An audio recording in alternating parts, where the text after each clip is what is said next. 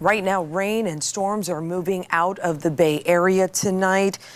After hours of lightning, wind, and rain, these are just some of the images that we saw across our area tonight. In Manatee County, a downburst sent debris flying in the air, and in Tampa, intense rain caused flooding on some streets.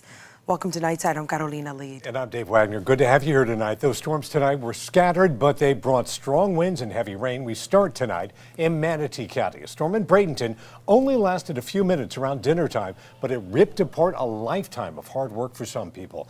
10 Tampa Bay's Miranda Parnell takes us to the aftermath. And we wanted to shoot this when there was still a little bit of daylight left so you could really take in some of the damage caused by this storm. Now, the woman who lives in this house tells me that her roof was completely blown off while she was taking a shower, and she said when she came out into her living room, the ceiling was gone. Oh, it is. Look at it coming this way. Sheet metal was flying everywhere, and I decided to take cover. I can't imagine one day I've got a perfectly nice home, and the next minute I have to move out.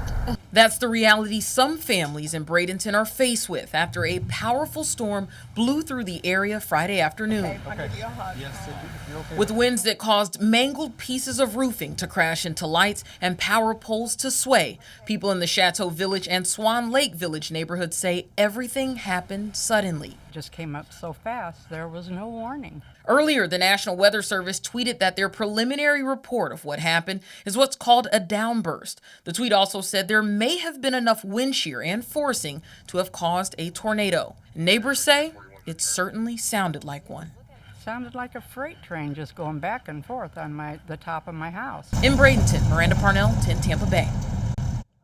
We want to get right to meteorologist Natalie Ferrari now. Natalie, these downbursts can happen very quickly, but can cause a significant amount of damage. Yeah, Dave, just to give you some perspective, they can happen easily within a 2 to 5 minute window. Let's bring my thunderstorm here out of the table and show you what is happening in the higher levels of the atmosphere. We have this tall, towering storm that's kind of building off in the distance. A lot of air gets sucked into it and moves to the upper portions of the higher elevations of that cloud. There's also drier air around this cloud. Now, when that interaction happens, basically evaporation takes over, especially at the higher levels of that thunderstorm cloud.